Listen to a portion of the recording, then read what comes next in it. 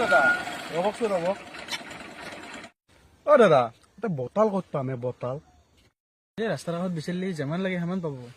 নহয় দাদা, এই হাৱা বটাল। মানুহ কেতিয়াবা বটল হাৱা কৰিলে হাৱা বটলটো ইয়াতে নাপায়। দাদা আপুনি হাৱা বটলৰ কথা নাজানে, এই হাম্বা।